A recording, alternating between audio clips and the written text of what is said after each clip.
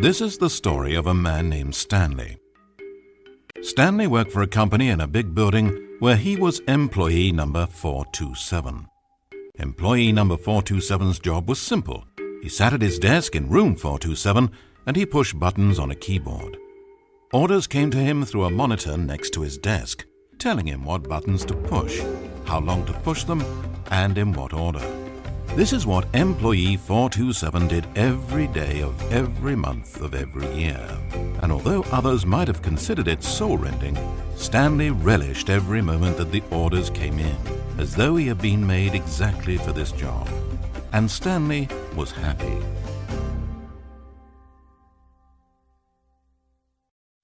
And then one day something very peculiar happened. Something that would forever change Stanley. Something he would never quite forget. He had been at his desk for nearly an hour when he realized that not one single order had arrived on a monitor for him to follow. No one had showed up to give him instructions, call a meeting, or even say hi. Never in all his years at the company had this happened, this complete isolation. Something was very clearly wrong. Shocked, frozen solid, Stanley found himself unable to move for the longest time. But as he came to his wits and regained his senses, he got up from his desk and walked out into the hallway.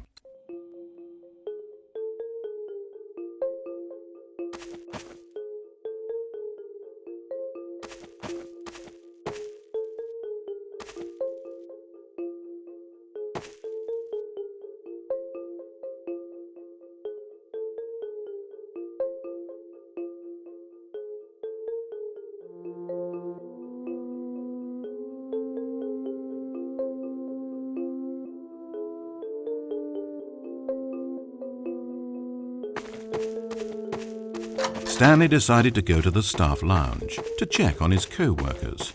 He never functioned well by himself and constantly needed support and guidance from others, so the thought of total solitude was terrifying to him. When Stanley came to a set of 2 open doors, he entered the door on his left.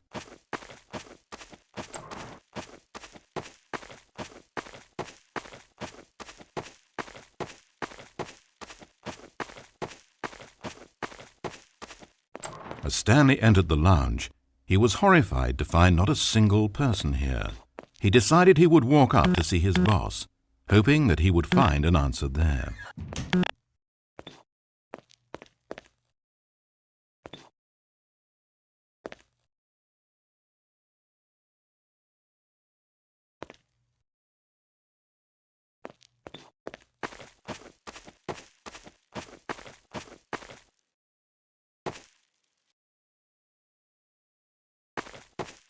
Coming to a staircase, Stanley walked upstairs to his boss's office.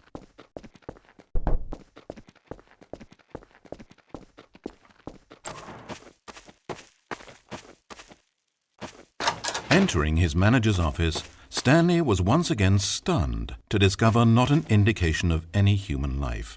It was at this point that he began to feel dizzy and a little sick, and even thought he might pass out when suddenly he noticed a keypad next to the filing cabinet in the corner of his boss's office. Stanley had never seen this panel before and had no idea what combination of numbers would produce any result. In fact, only Stanley's boss knew this, since the panel withheld access to the boss's greatest, darkest secret, and so he had assigned the keypad a combination that only he could possibly know, the number of his freshman dorm number in college, 1957. But of course, Stanley couldn't possibly have known this.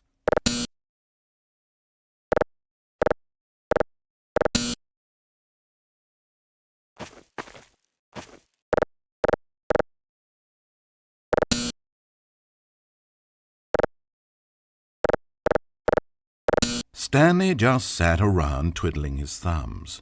Trying to input anything on the keypad was useless, since he could never possibly know that the combination was 1957.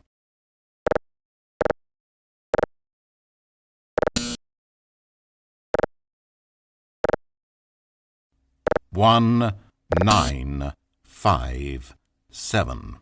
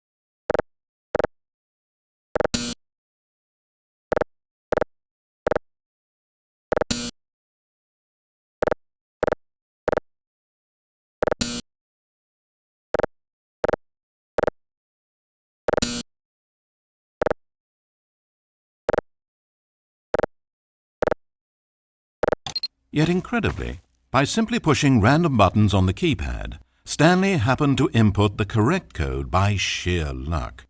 Amazing. Stanley ventured forth into the newly opened passageway.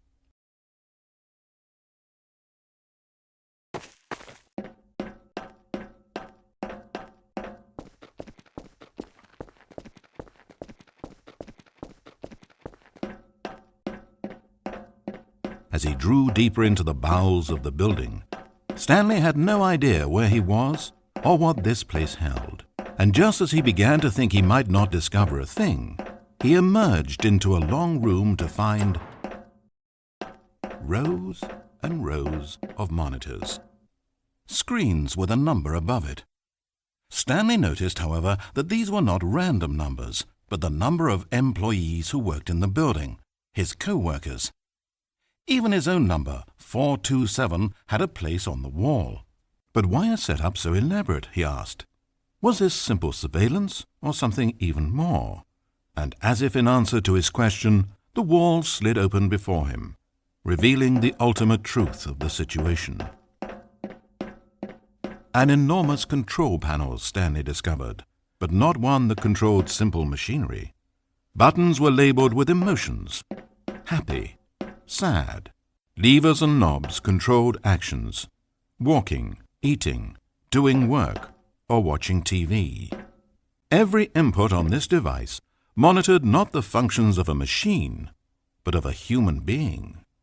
And the reality began to sink in.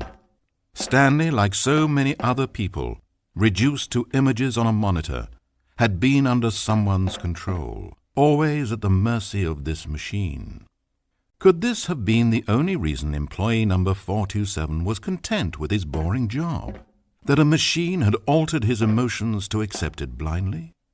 He began to feel an unbridled rage, and at the peak of his anger, something happened. A spark. Stanley looked up and saw the generator overhead, still providing some small amount of power to the machine, keeping it alive. And knowing that this generator was all that kept the controls running, Stanley moved to the ladder in the back of the room and began to climb towards the rafters.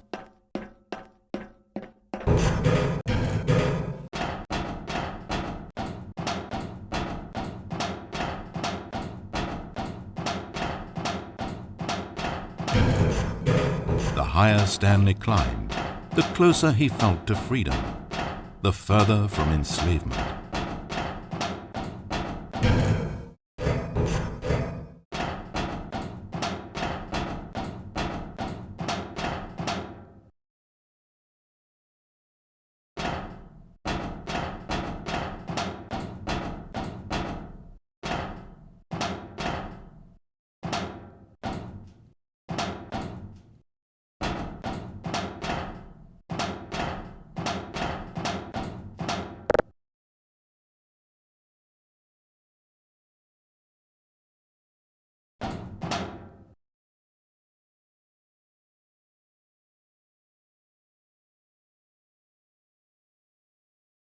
blackness, power gone, all alone.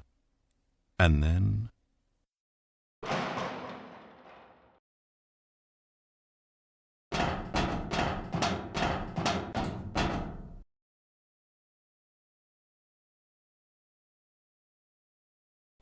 As he stepped through the door into the fresh outside air, a feeling of liberation rushed through Stanley's body. He had seen power, he had seen enslavement, and he had destroyed it. The underling was in control now. He had found his leading role.